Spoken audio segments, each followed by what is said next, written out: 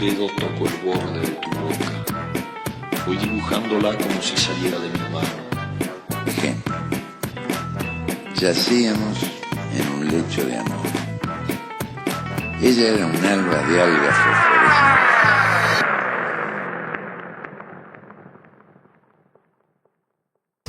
Hola, hola, hola a todos. Acá estamos en un nuevo Desbocados número 40. No lo podemos creer, es un montón. 40 invitados que pasaron por acá a hablar nada más y nada menos que de literatura, una oportunidad que nos da Punto Radio 93.1 de hablar de esto justamente los martes a las 11 de la mañana por fuera en contraturno, digamos, de los horarios habituales de los programas dedicados a hablar de literatura. Hoy, por supuesto, porque los números redondos lo ameritan, tenemos una invitada de lujo directamente, que se llama Ana Iniesta. Ella es poeta y cantautora. Nació un verano en Buenos Aires en 1983. Es egresada de la Escuela de Arte Dramático, se formó en música, poesía y teatro. Editó Rebenque en Flor en 2011 por Editorial del Citrino, León el Pez en 2015 por Ediciones en Danza y La Nueva Vez en 2018 por Editorial Pánico el Pánico. Este es el librito que tengo de ella acá. Para niñez escribió La maravillosa vida de Rosa Luxemburgo, con audio y cuento y música incluida. Esto salió en 2022 por Tiempo Argentino y Brecha. Es autora y compositora del cancionero popular transfeminista Rebenque en Flor, donde va al encuentro de otras músicas para ponerle voz y música a la vida de mujeres y disidencias como Loana Berkins, Berta Cáceres, Eva, entre otras. Con su proyecto para niñeces, @Anailavanda de la Luna, editó 2 discos y un cuento canción y recorre hace más de 10 años diferentes escenarios del país con espectáculos propios donde combina poesía, música y teatro. Bueno, es un datazo acá para las autoridades culturales o los eventos culturales de la ciudad de Chacabuco, que la tengan en cuenta para traerla. Hola Ana, ¿cómo estás? Hola Juli. ¿Todo bien? ¿Me escuchás bien? Sí, medio Bien. cortadito, pero no sé si está cerca del Wi-Fi o no.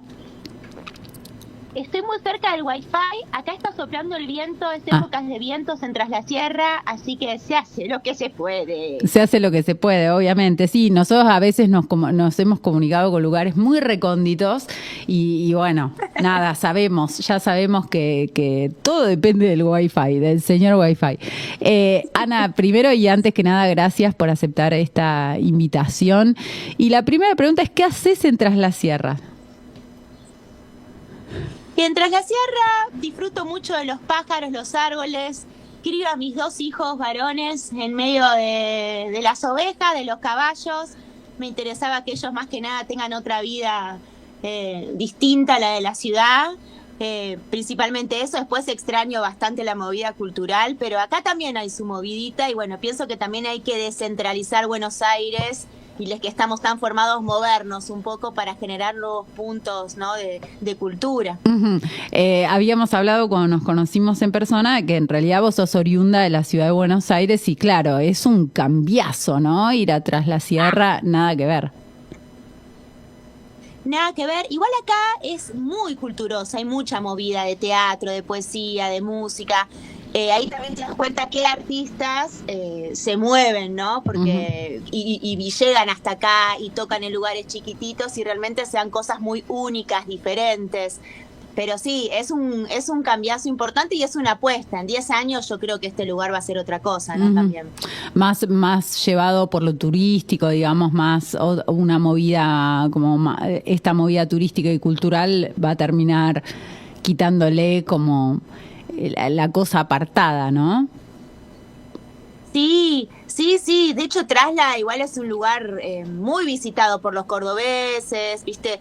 Pero ya no solo es turístico, sino que tiene una pata muy fuerte medioambiental y culturosa, ¿no? En Villa de las Rosas, por ejemplo, que es la ciudad más cerquita que tenemos, aparte de Dolores, que es como la ciudad más conservadora, digamos, la de Villa Dolores. Villa de las Rosas es como la ciudad más cultural, donde suceden otras movidas que, bueno, van poniendo el estatus en otro lugar, digamos, a poquito. ¿Cómo empezó esta movida cultural en tu vida? Digo, porque hay varios interrogantes, digamos, como que el arte es algo ahí que se vuelve territorio desde distintos lugares, desde la música, desde la poesía, desde el teatro. ¿Cómo empezó esto en tu vida? Mira, yo me crié en una casa muy culturosa. Mi mamá era parte de Nusud, que fue una editorial de poesía de los años 80. Mi vieja era una tipa muy inquieta, muy generosa. Así que mi casa siempre fue el lugar de reunión de todas las reuniones de poesía, el lugar donde se hacían las fiestas para recaudar plata para la revista El Desierto. Así que desde muy piba, nada, estaba Diana Velesi, Alicia Genovese, en mi casa, un montón de escritores, Francisco Madariaga, que yo ni sabía quién era, obviamente. Claro. Yo solamente me quedaba, yo jugaba con los hijos y me quedaba jugando a la tarde en el jardín, no sé. Mi casa siempre fue una casa abierta, eso por empezar. Y siempre sentí mucho amor por la palabra. Después, mi vieja murió en mi adolescencia, que para mí fue una tragedia total, fue tremendo, y digamos que la casa de la palabra, el lenguaje, es lo que donde yo anclé, y los libros de poesía y la biblioteca de mi vieja y todo ese mundo muy fuerte, digamos, fue bastante como para sobrevivir a ese dolor tan grande. Y yo siempre fui teatrera, digamos, desde chiquita, que fui a la escuela de Hugo Midón, después bailaba en la murga del barrio. Digamos que siempre la música, el cuerpo, el teatro, la poesía, pero yo siempre digo que la poesía es mi primer casa, ¿no? ¿Y la música? Ahí. Y la música, en mi casa había mucha música, se escuchaba Los Redondos, mucho blues. Después, más por el lado de mi viejo, eran más los Beatles, la zarzuela, había mucha música, también consumíamos culturalmente bastante. Después mi vieja tuvo un novio que era un uruguayo inglés que se llamaba Tony, que tocaba muy bien la guitarra, y me decía, Ani, vos cantás muy lindo. Y así que empecé cantando con Tony un montón de canciones, y cuando tenía 8 o 9 años me regaló una guitarra y me dijo, te Ani, ¿no? Y con un libro de los Beatles. Y ahí tuve mi guitarra, que la guardé en el ropero, y en la adolescencia la saqué. Y ni te digo, cuando fue la enfermedad de mi vieja, empecé a tocar la guitarra y cantar, y para mí fue como también otro bote, ¿no? Como la música fue un lugar de... Yo encontré en los colectivos artísticos lo que no encontraba ya mi familia, digamos. Mi familia se convirtió la escuela de música, la escuela de teatro, las lecturas de poesía, como que iba a esos lugares que era mi territorio, era mi patria, digamos. Es re loco porque, bueno, por acá han pasado poetas que también venían de casas culturosas, ¿no? Y de repente ese contacto con grandes figuras de la poesía, por ejemplo, y no saber quiénes eran. ¿No? No. No. Mi mamá me decía, ¿ves esa señora? Yo me acuerdo de la primera vez que la vi a Diana, pues Diana de Lesi tiene más, imagínate, hace 30 años atrás tenía una presencia luminosa, era una reina, siempre queen. Yo la vi y dije, ¿quién es? No, me dijo, ella es Diana Velesi, que también fue la maestra de mi vieja, claro, ¿no? Y lo mismo Madariaga, son muy particulares, aunque no sepas quién es, tenían energías muy fuertes. Claro, y digo, desde eso no te resultó la variante de, bueno, no, acá en este territorio no me atrevo, porque bueno, de repente estuve en contacto con grosos, sino todo lo contrario, te habilitaron de alguna manera. Yo creo que lo que más me habilitó fue que también había muchos libritos de poesía contemporánea de editoriales autogestivas independientes, que yo siempre digo, no es que leía a los grandes autores, yo siempre leí poesía y veía que las amigas de mi mamá escribían poesía y lo linda y la movida que había, entonces para mí fue natural querer sacar un libro de poesía a los 20 y pico, como que sentí que nunca le tuve miedo, al contrario, me parecía como que era parte de vivir linda la vida, ¿no? Esto de sacar un librito, supongo que detrás hubo un trabajito para ponerlo a mi altura, ¿no? No se llega a un librito de poemas así como así, digo, bueno, hay gente que por ahí llega así como así. ¿Qué te pasa con ese primer poemario que escribiste hoy? Ese primer poemario me parece súper críptico y medio mudo, ¿no? Que se llamaba Rebenkenflor, salió en Ediciones del Citrino, que era la editorial de una de las mejores amigas de mi mamá, con la que yo también, para mí igual fue fuerte sacar un libro de poesía, porque era el territorio de mi mamá, y más mi territorio fue el teatro y la música, y bueno, ahí las amigas de mi vieja me ayudaron, ¿no? Vino todo Nusud a la presentación de mi libro, vino el hijo de Fran Madariaga, fue como Lucio, fue como una emoción total, un bautismo, ¿no? Mucho trabajo, yo soy una trabajadora de la palabra, y también como música lo digo, que en general los músicos a veces no prestan pelota a lo que escriben o lo que dicen en las canciones. A mí no sé si estoy vieja, mira, pero ya hay cosas que tipo, ¿por qué tan mal? ¿Entendés? Trabajar la palabra. Y yo en eso, la música también, dentro del mundo de las infancias, por ejemplo, con la Banda de la Luna, que yo soy el movimiento de música para infancias, para niñeces, yo soy reconocida por mis poesías, digamos, soy reconocida porque soy una cantautora que escribe buenas letras, digamos, que todo lo que para mí, ocupar el espacio tiene que tener sentido, o sea, primero por sobre todas las cosas. Uh-huh. Es muy interesante, bueno, yo tengo la suerte de convivir con un músico, ¿no? Y hay algo ahí que vos decías, estoy vieja, ¿no? Yo no creo que sea así, sino que tiene que ver un poco con lo que uno mamó. A la hora de escuchar música, sí. ¿Qué podés reconocer como maestros, estos que escuchaste, que observaste, que miraste? Mira, que me gusten letristas así como música y letra, que me fascinen. Y está Fernando Cabrera. A mí me gustan mucho las pibas. Ana Prada, me gusta mucho Martín Buscaglia. Bueno, Los Redondos, Divididos. Yo escucho mucho música clásica, que siempre digo, la música clásica está en las grandes armonías también. A mí, yo hice canto lírico muchos años en el conservatorio, amo la ópera, o sea, me gusta mucho también todo ese mundo que parece distante, pero no, ¿viste? ¿Quién más? No, yo soy bien populacha, te voy a decir. A mí me encanta el folclore, pero lo descubrí de grande, por ejemplo, también. Rosario Blefari, y bueno, Janis Joplin, no sé, claro, toda la música rock de los 70s, mucho el rock uruguayo. En mi generación nos pegó mucho el nacimiento del rock uruguayo, con Martín Buscaglia, con Ana Prada, bueno, Fernando Cabrera, eso lo dije, Rubén Rada, Mateo. Eso. Es interesante porque cuando hablabas de la música y letra, ¿no? ¿Qué crees que sucede que a veces queda de lado la letra, ¿no? Y vos decís, yo soy una trabajadora de la palabra casi, porque viene esta pregunta detrás. ¿Toda letra de música es poesía o no para vos? No. Definitivamente no. ¿Y cuándo a veces sí? Los músicos...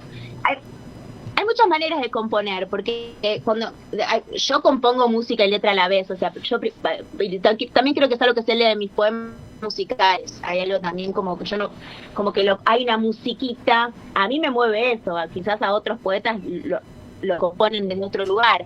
Los músicos no le dan bola a la letra a la mayoría, y no leen poesía también. Y después hay otra cosa, que también nosotros consumimos mucha música en inglés, porque el inglés musicalmente es mucho más masticable que el castellano.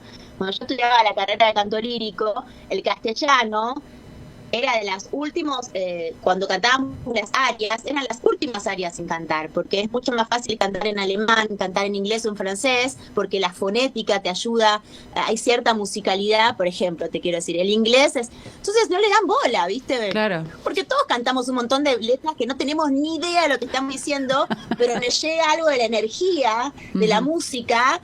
Entonces después dicen cualquier banana, lo que a mí me parece horroroso, porque aparte todo en general va orientado hacia el amor romántico, que estamos repodridos. O el reviente total, ¿no? Porque también está ahora como esa onda. Bueno, droguémonos, prostituyámonos, compremos un yate y... Sí. Eso, qué sé yo, a mí, por ejemplo, Paco y Catriel me parecen alucinantes, ¿no? Porque logran montarse sobre eso y lo hacen bien, por ejemplo, dentro de toda la pibada. Como se ríen un poco de lo absurdo. Sí, sí. Sí, coincido, dije justo, se ríen, ¿no? Sí, Sí, pero en general igual hay pibas que son cantautoras que a mí me interesa y van otra vez al amor, al encuentro con el otro. Es como, bueno, ¿qué pasa con componer otras cosas? Nosotros, por ejemplo, en el mundo de las infancias, ¿no? En general es muy edulcorado, cosa que no es así. Las niñeces no son edulcoradas, como dicen el Luthier, los chicos son personas, y a las personas les pasan cosas tristes, digamos, ¿no? Se le muere el perro, se le separan los padres, cuando sos perro, o sea, no es que es todo. Sí, uno intenta siempre transmitir que las niñeces, la vida es linda, porque es parte también de la construcción de su subjetividad, que es súper importante, pero en mis canciones yo hablo de cosas, qué sé yo, que le pasan a los chicos, que nació un hermanito, que se le perdió el perro, de la belleza de los colores alrededor, cómo describimos una mañana de un bebé, ¿no? Intentamos traducir cosas que a ellos les pasan y que son reales, ¿no? Y eso es tratarlos lindo. Eso llevado a la música en general, qué sé yo creo que el tema de letras estamos re complicados. De hecho, si escuchás las canciones de Charlie o de León o de Spinetta, que los amamos con todo nuestro corazón, ¿viste que nunca riman? Claro, rompen la estructura. ¡Claro! En vez de decir la botella. Está permitido porque es musical y no importa, pero hay un lugar donde está muy poco trabajada la palabra en general. Yo creo que las pibas tienen mejores letras que los pibes, obvio. Porque ya hay otra conciencia y una mujer cuando tiene que hablar ya tiene que estar con otro trabajo, ¿no? Las que no muestran el culo y la teta todo el tiempo, te digo. Coincidimos ahí. Hablábamos de tus comienzos ahí en aquel primer poemario, acompañada por una cantidad de poetas ya establecidos como tales. ¿Cuándo te sentiste poeta? Que sí, bueno, sí, voy a poner en el currículum soy poeta. Viste que es un tema, porque uno no... Me costó, pero también yo en el teatro siempre escribí también. O sea, yo fui a la escuela de Hugo Midón y de ahí lo de Nora Mosenko, que es una gran... Yo tuve la suerte de tener grandes maestros cuando era piba. Y Nora tenía algo como... Yo estudiaba actuación, pero que los actores y las actrices también debíamos ser autores y directores de lo propio, ¿no? Como, bueno, si es una improvisación, la sistematizamos para que funcione. Entonces había un trabajo que yo ya lo tenía. Y el teatro y la poesía, viste, que van juntos, porque es como el texto teatral, en general tiene una potencia poética impresionante. Entonces, a mí me costó, creo que lo pude decir recién en el segundo libro, en León el pez, que ahí es cuando empecé a estudiar con Diana, porque yo, aparte, en mi primer libro lo corregí con Cristina Santiago, que era amiga de mi vieja de Nusud, que tenía su pequeña editorial. De ahí le presenté el libro de Diana y le pedí maestra si podía estudiar con ella, y ella me dijo, Anita, por supuesto. Y cuando empecé a estudiar con Diana, que estuve 4 o 5 años, ahí sí sentí, igual como la validez del título, ¿viste? Sí, por eso te iba a preguntar, porque no te lo dio el primer poemario. Viste que a veces a mí es algo que en un punto me pone en un lugar de pregunta, ¿no? A veces la edición es la autorización, pero depende qué edición, quién hace la edición, cómo hacemos la edición, si hicimos panfletitos fotocopiados, si hicimos un fanzine, si alguien nos vino a buscar y dijo, che, te quiero editar, ¿no? Como, ¿de qué va? Y vos decís, bueno, yo me sentí autorizada cuando mi maestra me dijo, sí, sos poeta. Sí, para mí fue así, porque la parte fue medio maestra mamá para mí también, ¿no? Como yo me quedé muy, muy solita, como que me dijo, nena, vos sos poeta, me dijo, como, tranqui. Como, y para mí fue como tocar el cielo iluminada, no, como me dije, como la bendición. Pero yo creo que sí, pero yo creo que lo que vos decís para mí, no sé, ahora ya lo veo distinto, pero para mí fue importante sacar un libro en una editorial como En Danza, que está un poquito más instalada que la anterior, ¿no? Ahora ya es un lío, si nos metemos a hablar sobre las editoriales y las curadurías que tienen las editoriales y más de poesía, bueno, nos vamos a meter en otro mundo. En general nadie nos edita, en general, que yo vi el Temperley y se pagó todo su libro, ¿no? Y decís, vi el Temperley, que es como las cosas más bonitas que tenemos.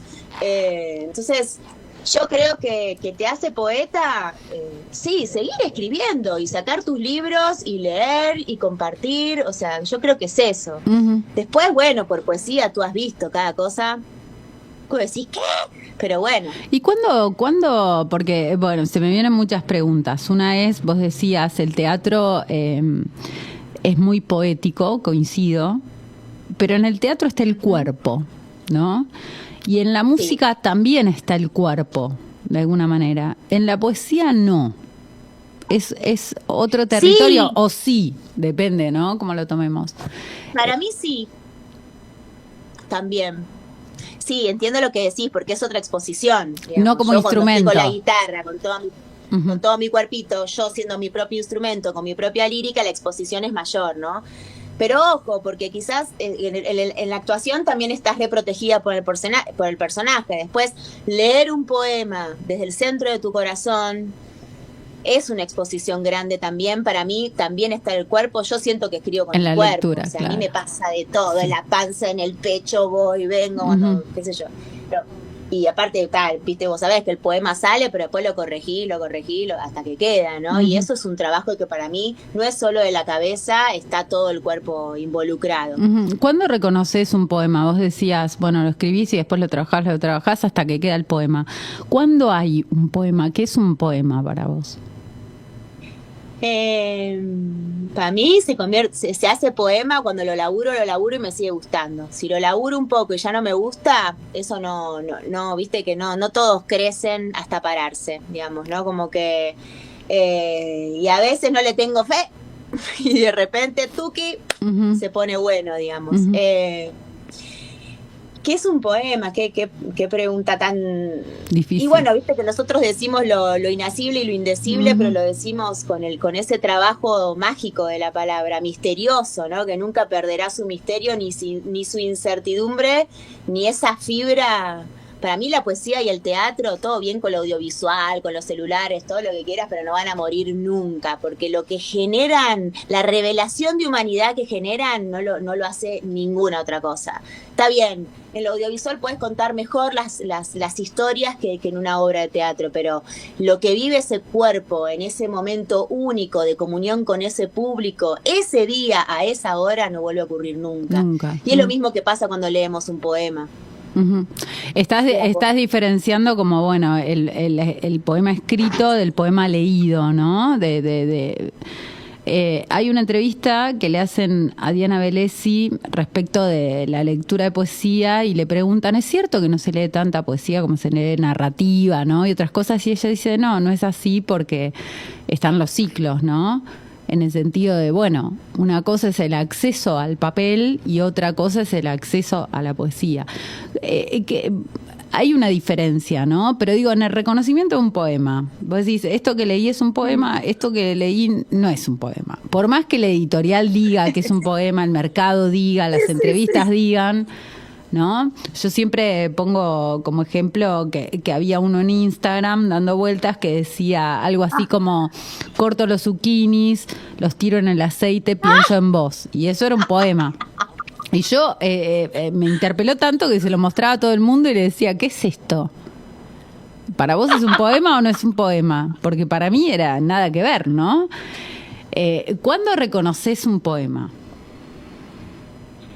Creo que hay una inteligencia que se siente, o sea, eso que vos decís, pues los posts de Facebook son como esa la literatura del Facebook, que es espectacular, para mí es Capusotto, viste, total. No, el poema... Aparte hay maestros también de poesía que postean los poemas que están trabajando y hacen sentir a la persona como un reconocimiento, entonces es poeta porque está en el portal del Facebook de su maestro. Una confusión, mirá. Yo creo que un poema resiste a esas boludeces, digamos, ¿no? Cuando vos lees algo que reconoces como un poema, hay algo que te pasa en el cuerpo, que te toca una fibra, que te conmueve, que es algo inteligente, que atraviesa algo que no te va a pasar con lo que acaba de los zucchinis, digamos, ¿no? Uh-huh. Pasa otra cosa. Pasa también que no todo el mundo lee poesía. Yo sí creo que se lee más narrativa, cuentos, y ahora a la gente le cuesta un montón leer, digamos, ¿no? Más que poesía. A mí me pasa que soy más reconocida como música quizás que como poeta, y cuando leen algún poema mío hacen como como esperábamos algo más. Bueno, también porque si no sos lector o lectora de poesía, es como que buscan el efecto, buscan como, bueno, realmente los que leemos poesía sabemos encontrar en lo más chiquitito, en el esqueleto, hay algo que nos conmueve, y a todos nos conmueve lo mismo, digamos, ¿no? No sé cómo describirlo con palabras. Sí me parece que es algo que es inherente a la humanidad, que siempre vamos a necesitar de ese disfrute de la palabra, en ese dibujo chiquitito, inteligente, conmovedor, que logra decir de una manera dislocada, en una narrativa que, como un arroyito clandestino en el medio de la ciudad, logra decir algo que es fundamental, digamos, ¿no? Para su época. A mí me parece eso el poema, como que yo siempre estoy en contra del mundo, ¿no? O de este momento histórico particular que busca de alguna manera la cristalización del lenguaje, es decir, yo digo vida, y vida es esto, ¿no? Científicamente es esto, biológicamente es esto, y no es otra cosa.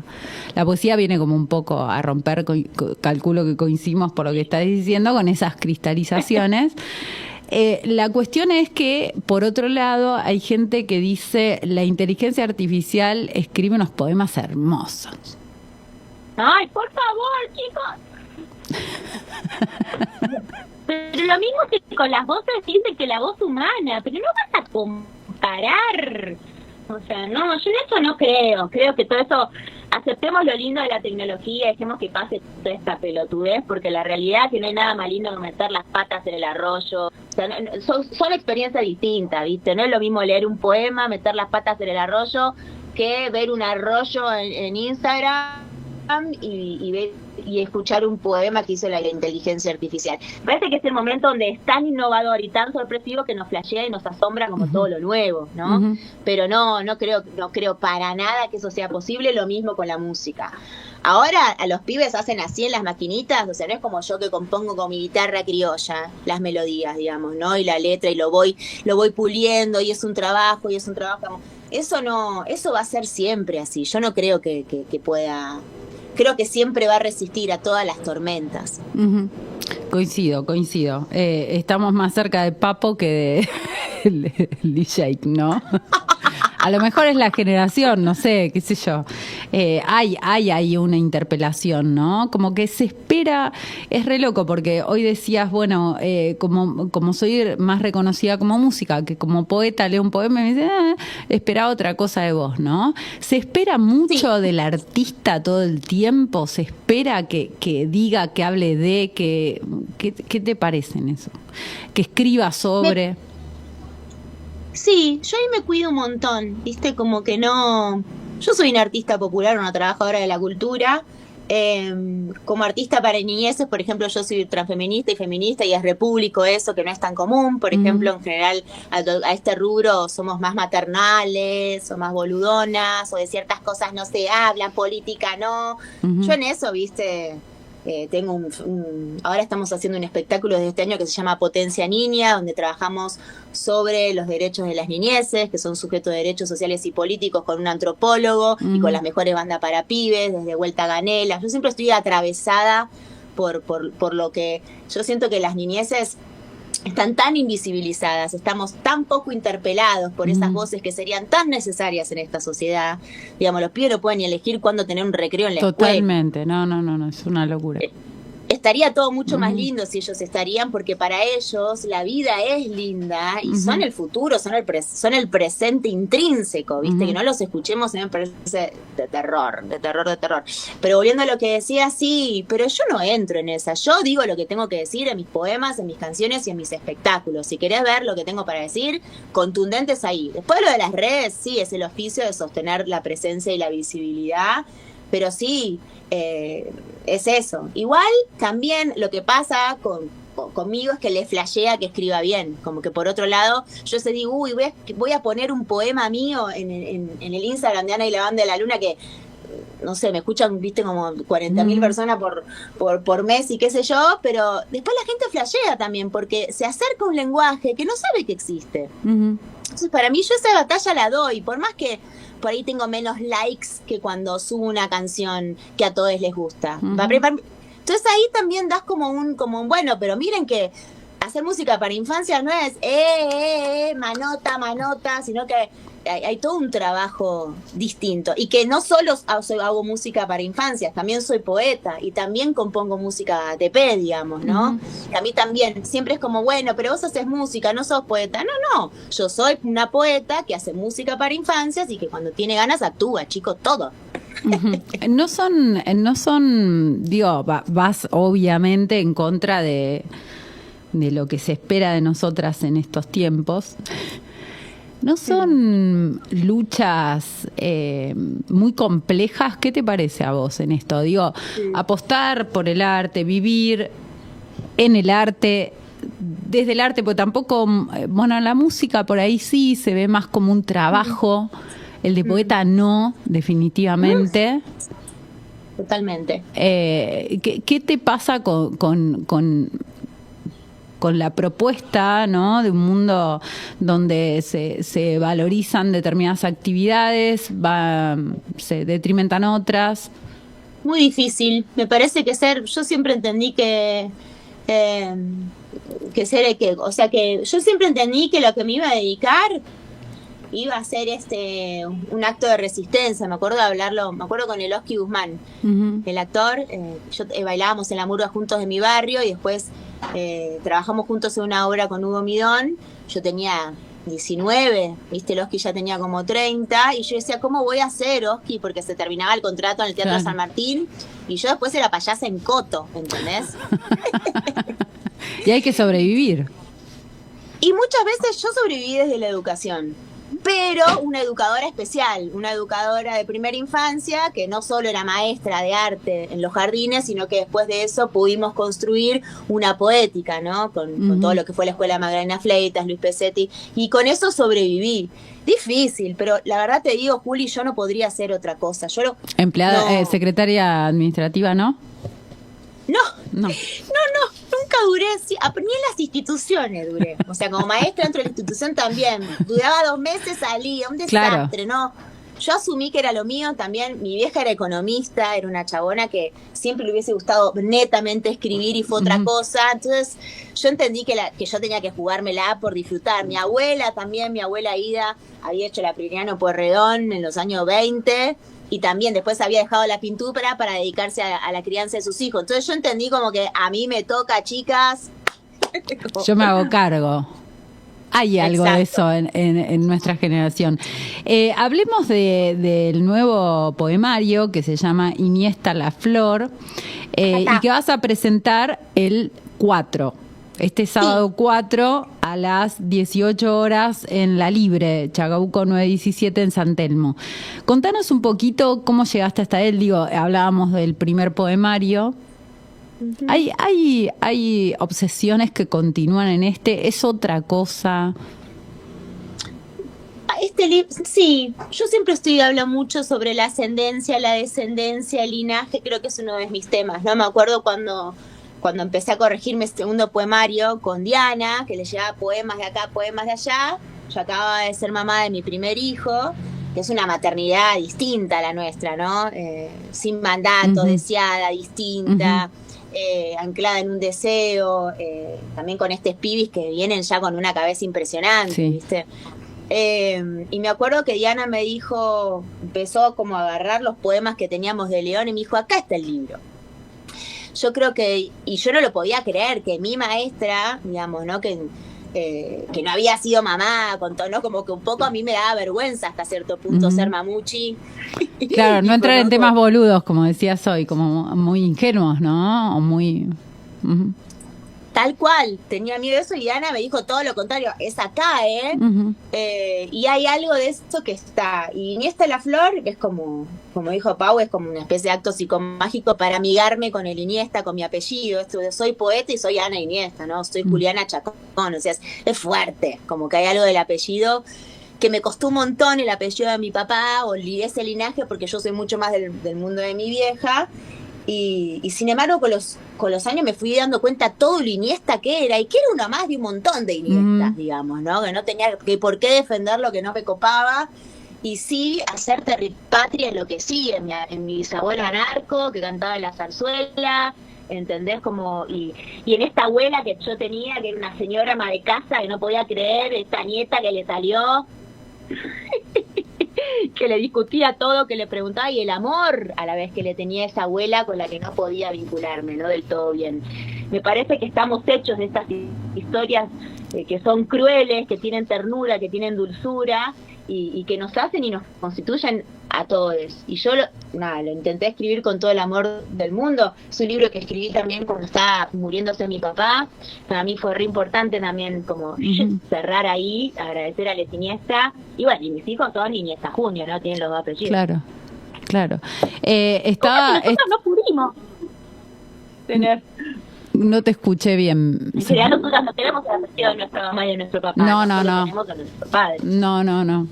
De todas maneras está, ¿no? Como que hay una presencia, y es interesante trabajar eso poéticamente, es muy interesante. ¿Qué pasa con eso, con la lengua heredada de ambos lados, ¿no?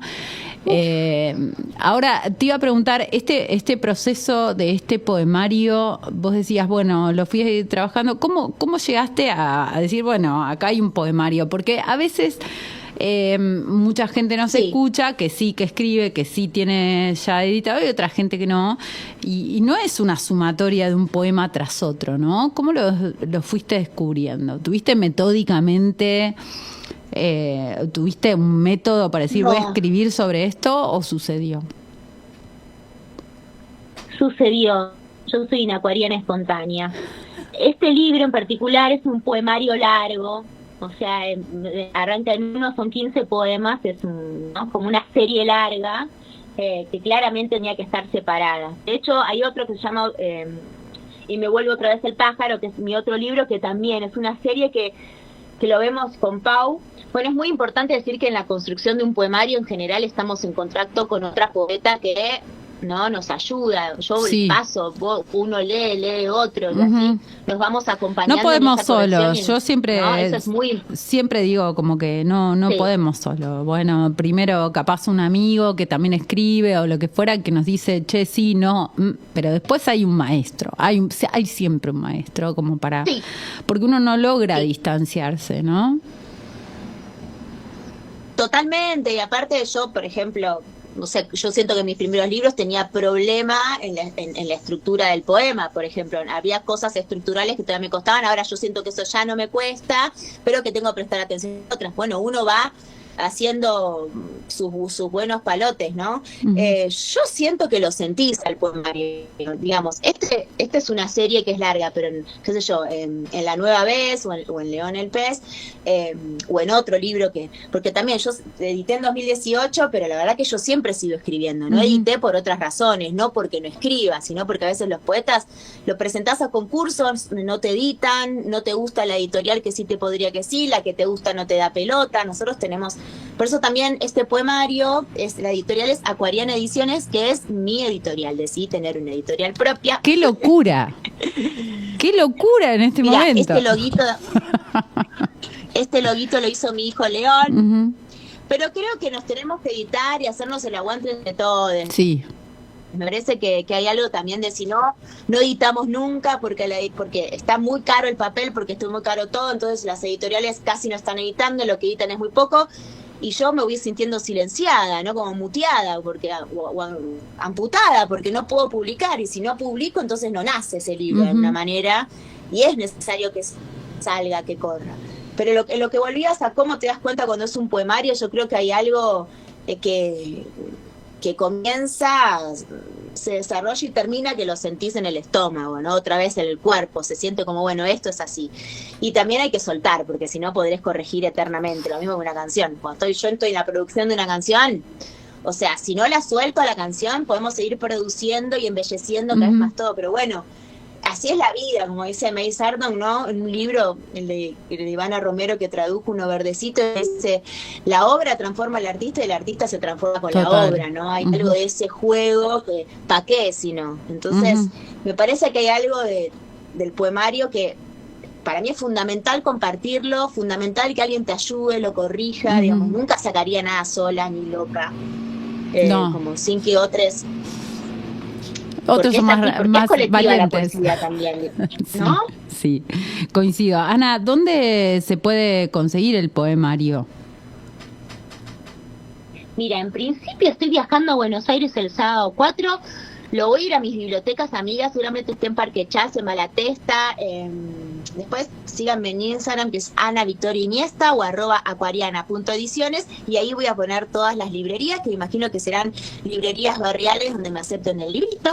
Muchísimas. Yo te recomiendo cosas. Librito sin que sea chiquitito. Yo te recomiendo cosas serias, Jacarandá, que son librerías virtuales que venden mucho poesía. Ojalá se comuniquen con vos para tener ahí ejemplares de este nuevo poemario y lleguen al sur y a nuestro queridísimo Entre Ríos y toda esa zona. Ojalá. Sí. Ana, queremos que nos leas, por supuesto, en estos minutos que quedan, algo de este nuevo poemario, nuevos proyectos o lo que tengas a mano. Vamos a leer de Iniesta la Flor, que tiene el prólogo también de Claudia Massín. Otra grosa. Un amor, la Claudia la queremos. Y que se vino a vivir a Córdoba también, pero ella está en la ciudad. Claro. Es chaqueña, porteña y cordobesa ya. ¿Has visto? En la Via Yala, como los feminismos de la Via Yala. Digo, nosotros, territorio es todo. Esperá que... Ahí está. Bueno, voy. Dale. Ahí me di vuelta, ahí está. Voy a arrancar con el primer poema. 1. De la península ibérica, entre las piedras crece este arbusto amarillo. En los montes lo conocí durante un viaje al sur. Leguminoso, cuando florece intenso, tiene perfume a miel. 2. A las flores artificiales que vendía mi abuela en su negocio de la galería de Liniers, les daba un spot de sol en la vidriera. Cuando nos íbamos ya de nochecita, se las veía allí, importantes. Una orquídea de mentira en remojo de luz, centros de mesa para bautismos y fiestas de 15.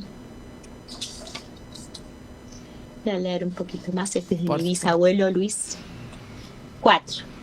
A su suegro Luis Iniesta, decía mi abuela, había salido yo. Solo necesito esta mesa para hacer la revolución, aseguraba, agarrado a su tabla de trabajo en el conventillo. Anarquista y camisero, además de apuntador de teatro. ¡Leche!, gritaba desde el pozo cuando alguien confundía la letra. Y su prole reía y reía, espectadora de la anécdota en la mesa familiar, entre merengues enormes de dulce y crema y el café servido por la abuela. ¿Y un último, Juli? Dale, sí, decime, por favor. Sí, vamos con el último. El último, voy a leer el último poema del librito. 15. De chica pensaba en su amor hasta sentirme culpable de ser tan distinta. Aunque lo intentara, yo era sapo de otro pozo. Mi abuela, frente a esta nieta que nada se le parecía, propuso algo en común. Encontrarnos en una mesa, con nuestras manos trabajando, tierra y texturas chinas. Nada de cosechar ni cuidar las semillas como a mí me hubiera gustado. Pocitos hacíamos en aquel sótano de Liniers, en macetas donde clavábamos pequeñas flores que a su manera celebraban la vida. Gracias, tremendo. Ojalá nos hagamos prontito del poemario. Recordemos el lugar, la hora de la presentación que te va a estar acompañando nuestra querida Paula Jiménez España. Horario, hora, todo eso. Sábado 4 de octubre a las 18 horas. Vénganse porque va a haber flores, vinito, poemas en la Libre Chacabuco 917. Va a ser un sábado primaveral. Es un librito libriano de esta editorial acuariana. Juli también te quiere editar, así que después hablamos. Ay, por favor, muchísimas gracias. Gracias por haber estado por acá, por la apuesta tremenda al arte. Necesitamos gente así, que siga con empuje. Y acá estamos aplaudiendo todo el laburo que haces. Muchísimas gracias, Ana. Chao. Muchas gracias. Buen día. Chao. Bueno, así pasaba Ana Iniesta, tremenda poeta que presenta este sábado, como contaba ahí, su nuevo poemario. Ojalá todos puedan acompañarla y nosotros nos volvemos a ver el próximo martes. Chau.